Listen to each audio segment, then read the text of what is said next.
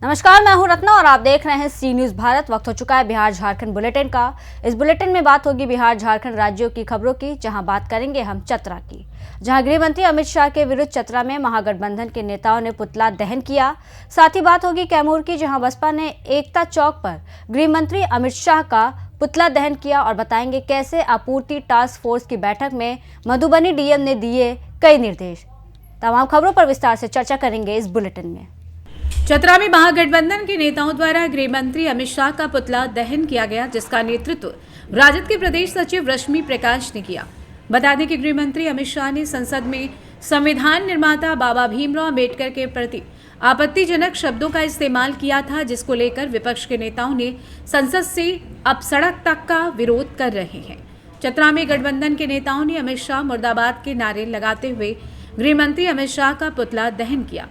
राजद के प्रदेश सचिव रश्मि प्रकाश ने बताया कि बाबा साहेब भीमराव अंबेडकर के द्वारा बनाए गए संविधान से ही हम दलित, पिछड़े, अल्पसंख्यकों को बोलने का अधिकार मिला है और गृह मंत्री अमित शाह जिस सदन में खड़े होकर बोल रहे हैं वो भी बाबा साहेब भीमराव अंबेडकर की ही देन है।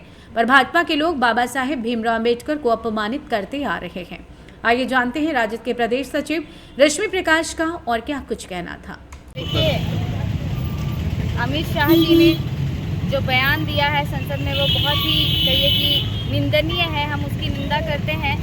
आज हम सब उनके विरोध में यहाँ हैं क्योंकि जो बाबा साहेब अम्बेडकर ने हमारे लिए किया है, अल्पसंख्यकों के लिए, हरिजनों के लिए, दलितों के लिए जो काम किया है, उनकी चर्चा अगर आज भी इतने वर्षों बाद भी है तो कहीं ना कहीं उन्होंने समाज में जो समानता और अधिकार के लिए लड़ाई लड़ी है हमारे लिए, इस वजह से हमारे ज़बान पे आज भी उनका नाम का ये फैशन बन गया है क्योंकि हम सबों ने उन्हें दिल से अपना भगवान माना है। उन्होंने सिर्फ स्वर्ग पाने के लिए भगवान की आस्था नहीं की, बल्कि समाज में हर व्यक्ति को उचित न्याय, अधिकार दिलाने के लिए जो उनका संघर्ष रहा है, उस वजह से हमारे जुबान पे उनका नाम रहता है और ये हमारा फैशन आज है और हम ताउम्र आने वाले कई सालों, कई वर्षों तक उनका नाम हमारे ज़ुबान पे रहेगा क्योंकि आज जो हमारा जिस अधिकार से आज हम बोल रहे हैं, हम अलग अलग पदों पे दलिते अभी अलग अलग पदों पे कहीं अपना नाम बना रहे हैं, वो सारा देन बाबा साहेब अम्बेडकर की ही देन है। आज जो शाह जी जिस संसद पे गूंज रही है उनकी आवाज़, वो संसद भी कहीं ना कहीं उन्हीं की देन है क्योंकि ये संविधान बाबा साहेब अम्बेडकर के द्वारा बनाया गया था और उस संविधान पे हमें गर्व है। जय भीम, जय अम्बेडकर जी। मैं रश्मि प्रकाश, राष्ट्रीय जनता दल में प्रदेश सचिव। चतरा से सी न्यूज संवाददाता लक्की की रिपोर्ट। हंटरगंज के रामनारायण मेमोरियल डिग्री कॉलेज के एनएसएस इकाई के द्वारा पर्यावरण बचाव को लेकर एक जागरूकता रैली निकाली गई। इस रैली का नेतृत्व NSS PU doctor Fahim Ahmed, भूगोल विभाग के व्याख्याता प्रोफेसर पूजा कुमार सिंह, गणित विभाग के व्याख्याता प्रोफेसर अनिल कुमार सिंह, डब्लू सिंह और उपेंद्र कुमार ने संयुक्त रूप से किया। ये जागरूकता रैली कॉलेज प्रांगण से शुरू होकर NH 99 से होते हुए भूंदल गांव पहुंची। एनएसएस के वॉलेंटियर्स और कॉलेज के छात्र छात्राएं हाथों में तख्ती लिए नारा लगा रहे थे, जब तक जल सुरक्षित है तब तक कल सुरक्षित है। पेड़ लगाओ, पर्यावरण बचाओ। पर्यावरण पर बच्चों जैसा ध्यान दें तभी होगा मानव कल्याण। सब मिलकर करें जल सुरक्षित तभी होगा कल सुरक्षित। हरियाली हो चारों ओर तभी गूंजेगा मानव का शोर। हम सब मिलकर करें प्रयास तभी होगा सफल जागरूकता का प्रयास के अतिरिक्त दर्जनों स्लोगन लिखे हुए तख्तियों से गांव में घूम घूम कर ग्रामीणों के साथ मिलकर जागरूक करने का प्रयास किया गया। ग्रामीणों को जल संचय, पेड़ लगाने, जमीन कटाव से बचाने, स्वच्छ रहने और गांव को स्वस्थ रहने का सलाह दिया गया। ये वॉलंटियर्स ने डोर टू डोर जाकर ग्रामीणों से मिलकर उन्हें जागरूक किया। छात्र छात्राओं ने ग्रामीणों के समक्ष अपने संबोधन में जल, जमीन और पेड़ पौधों की उपलब्धता पर, उनके बेहतर परिणाम और न रहने पर उनके दुष्परिणाम पर व्यापक प्रकाश डाला। इसे ग्रामीणों ने सुनकर काफी हर्ष व्यक्त किया और अनुपालन करने की बात दोहराई। इस कार्यक्रम में सचिन कुमार, आदित्य कुमार, आर्यन ब्रांच, अजीत कुमार, विवेक कुमार, शौर्य कुमारी, रिया कौरा, ऋतिक कुमार, इकरा प्रवीण, मजहबी आरा, जेबा खातून, आरफा प्रवीण, शहनाज प्रवीण, गुलफशन प्रवीण के अतिरिक्त दर्जनों छात्र छात्राओं ने रैली में महती भूमिका निभाई। आइए जानते हैं छात्र आदित्य कुमार का और क्या कुछ कहना था। महाविद्यालय एनएसएस वॉलेंटियर के द्वारा एक जागरूकता अभियान चलाया गया, जहां से हम लोग महाविद्यालय के प्रांगण से एक भोंदल गांव में पहुंचे। आज यहाँ हम लोग यहाँ के ग्रामीण निवासियों को जल, पर्यावरण, हरियाली, पेड़ बचाओ और अन्य कार्यक्रमों के बारे में बताएं कि जल हमारे लिए कितना महत्वपूर्ण है।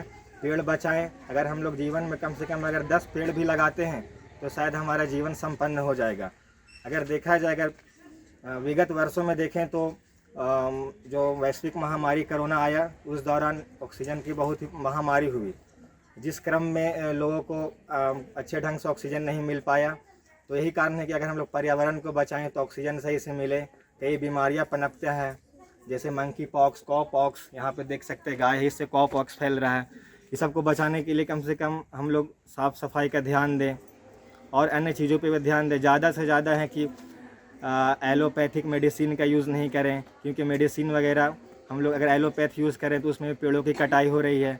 कोशिश करें कि हम आयुर्वेद के माध्यम से ही हम अपना मतलब कि जीवन रक्षा प्रणाली को मजबूत बनाएं। और हम रामनारायण मेमोरियल महाविद्यालय की इकाई एनएसएस के थ्रू आज पर्यावरण जागरूकता रैली निकाली गई, जिसमें एनएसएस के छात्र छात्राओं के द्वारा ग्राम भोंदल में गांव के निवासियों से बातचीत की गई कि वो किस प्रकार जल को बचाएं, पौधे लगाएं और अपना जीवन भविष्य के लिए सुरक्षित करें। क्योंकि अभी पर्यावरण का इतना संकट फैला है, जिसकी वजह से हम लोग देख सकते हैं कि कहीं पे बहुत ज़्यादा जल बरस रहा है, कहीं पे एकदम सुखाड़ हो जा रहा है, जिसके कारण खेती में भी बहुत बाधा आ रही है और किसानों को या अन्य जितने भी लोग हैं उनको भोजन का भी बहुत दिक्कत हो जा रहा है। तो अन्य विषयों पर हमने जागरूकता फैलाई, कैसे वो छोटे छोटे कदम उठाकर वो जल को सुरक्षित कर सकते हैं। जैसे घर में अगर स्नान करना हो तो वो बाल्टी में पानी भरने के बाद नल बंद कर दे, वो नल चालू रहता है, पानी गिरते रहता है। उसी प्रकार की वैसे हरे पेड़ पौधों को ना काटें, क्योंकि उसमें भी जीव वो ऑक्सीजन देता है। साथ ही जिस प्रकार हमारे माता पिता का हमारे ऊपर कर्ज होता है, वैसे ही इस प्रकृति का भी हमारे ऊपर कर्ज है। जिस ऑक्सीजन, जिस प्राणवायु को लेकर हम लोग जीवित रहते हैं, तो प्रकृति से कर्ज उतारने के लिए अपने जीवन में कम से कम 8 पौधों का, बड़े पौधों का रोपण जरूर करें, ताकि प्रकृति के ऊपर से आपका ये कर्ज उतर सके। चतरा से सी न्यूज संवाददाता लकी की रिपोर्ट। दिन गुरुवार को चौपारण प्रादेशिक वन अति उग्रवाद प्रभावित क्षेत्र भगहर जंगल से अवैध रूप से संचालित आरा मशीन पर कार्रवाई की गई। कार्रवाई में हजारों मूल्य की विभिन्न प्रजाति की लकड़ी जब्त की गई। जानकारी देते हुए प्रभारी वनपाल पंकज कुमार ने बताया कि वरीय पदाधिकारी की गुप्त सूचना के आधार पर छापेमारी की गई है। बता दें कि वन विभाग के पहुंचने से पहले ही आरा मशीन स्थल से गायब मिली। वन विभाग को आरा मशीन पर सिर्फ लकड़ी ही मिली, वहीं विभाग को लकड़ी लाने में लोहे का चना चबाना पड़ गया। भगहर के ग्रामीणों द्वारा वन विभाग का रास्ता रोकना कोई नई बात नहीं है। इस बार भी ग्रामीणों ने वन विभाग का रास्ता रोकने में कोई कसर नहीं छोड़ी। इस बार तो हद ये हो गई कि पुरुषों के साथ साथ महिला का भी रास्ता रोकने में आगे थी। वहीं कई जगह ट्रैक्टर से रास्ते को रोका गया, मगर वन विभाग प्रभारी वनपाल के नेतृत्व में अड़ी रही और अंत में अवैध लकड़ी को छापेमारी दल के द्वारा रेंज कार्यालय लाया गया और तस्करों पर वन अधिनियम के तहत वनवाद दायर किया जा रहा है। छापेमारी दल में प्रभारी वनपाल पंकज कुमार, वनरक्षी अजीत कुमार गंजू, रेरक्षक उमेश कुमार, अशोक चाही तथा अन्य कर्मी शामिल थे। चौपारण से सी न्यूज संवाददाता मुकेश सिंह की रिपोर्ट।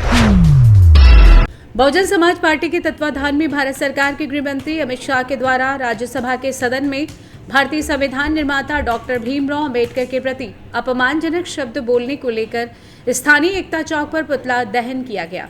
बसपा प्रदेश महासचिव कैमूर जिला पार्षद विकास सिंह उर्फ लल्लू पटेल प्रेस को संबोधित करते हुए कहा कि देश के करोड़ों लोगों के लिए भारतीय संविधान निर्माता डॉक्टर भीमराव अंबेडकर भगवान से भी ऊपर हैं। उन्होंने कहा कि गृह मंत्री ऐसी भाषा का प्रयोग कर रहे हैं, प्रतीत हो रहा है कि अनपढ़ गंवार हैं।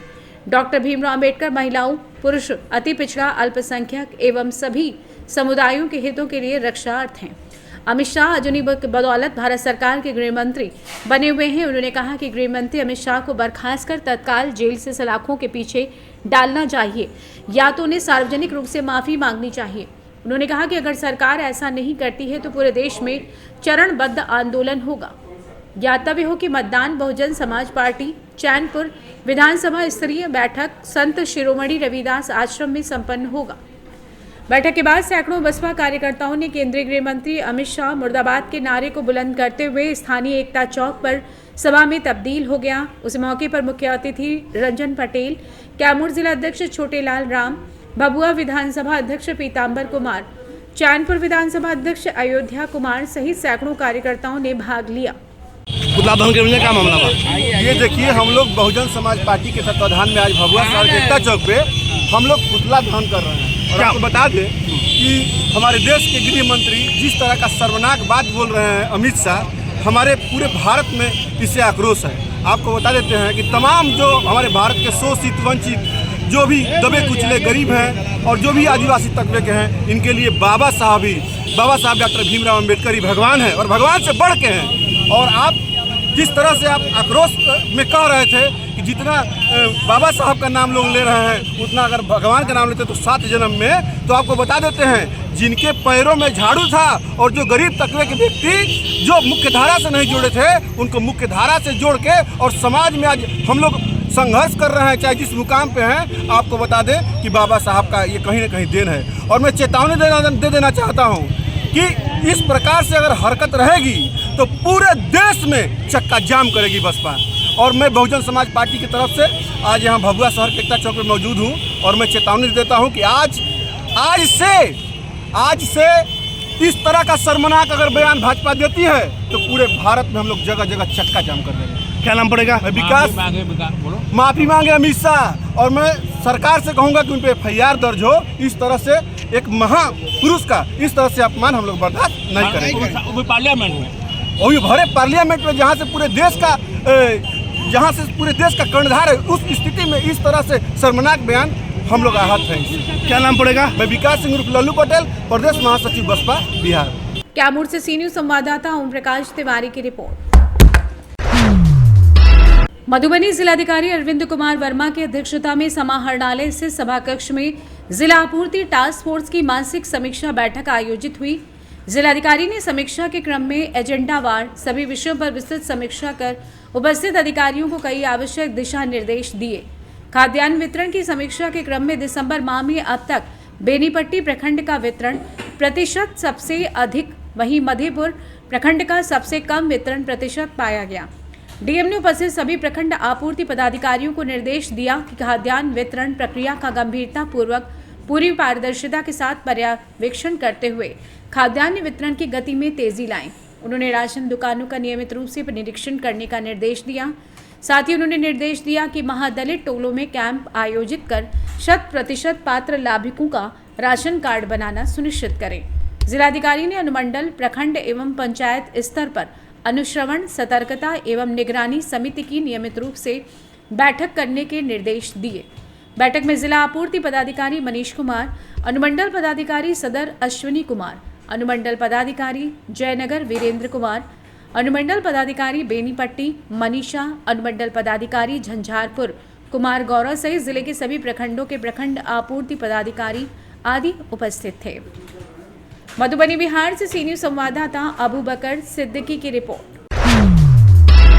जिले में मनरेगा के तहत खेल मैदान का निर्माण किया जाएगा, जिससे जिले में खेल संस्कृति को बढ़ावा के साथ साथ सुदूर ग्रामीण क्षेत्रों के खेल प्रतिभाओं को अवसर मिलेगा। साथ ही जिले में मानव दिवस का भी सृजन होगा।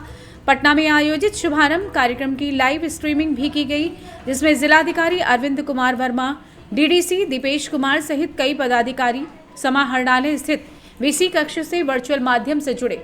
वहीं संबंधित प्रखंड एवं पंचायत स्तरीय अधिकारी, कर्मी, स्थानीय जनप्रतिनिधि आदि कार्यस्थल पर उपस्थित रहकर कार्यारंभ करवाया। जिले में खेल मैदान के विकास के फलस्वरूप ग्रामीण क्षेत्र के युवाओं में खेल के प्रति जागरूकता बढ़ेगी और उनका उत्साहवर्धन भी होगा। खेल मैदान विकसित होने से युवाओं के बीच खेल प्रतियोगिताओं और प्रतिस्पर्धाओं के अवसर उपलब्ध हो सकेंगे। खेल मैदान के विकास के क्रम में ग्रामीण क्षेत्र के मजदूरों को रोजगार के अवसर भी प्राप्त होंगे। बताते चलें कि भूमि की उपलब्धता के आधार पर ग्रामीण क्षेत्रों में 3 प्रकार के खेल में मैदान विकसित किए जा रहे हैं। पहले प्रकार के खेल मैदान बड़े आकार के होंगे, जिनका क्षेत्रफल 4 एकड़ तक होगा। बड़े खेल मैदान में गांव के युवाओं को खेलने के लिए cricket, football, basketball, volleyball, running track, badminton, ऊंची कूद, लंबी कूद, कबड्डी और खो खो खेलों की सुविधा स्थानीय आवश्यकता के अनुसार ग्रामीण युवाओं के लिए विकसित की जाएगी। दूसरे प्रकार के खेल में मैदान का आकार मध्यम आकार का होगा, जिनका क्षेत्रफल 1 से 1.5 एकड़ तक का होगा। जिले के 255 पंचायतों में 385 स्थानों पर खेल मैदान निर्माण कार्य का शुभारंभ किया गया। बिहार से सी न्यूज़ संवाददाता मोहम्मद अबू बकर सिद्दीकी की रिपोर्ट। फिलहाल इस बुलेटिन में बस इतना ही। देश और दुनिया की तमाम बड़ी खबरों के लिए देखते रहिए सी न्यूज़ भारत।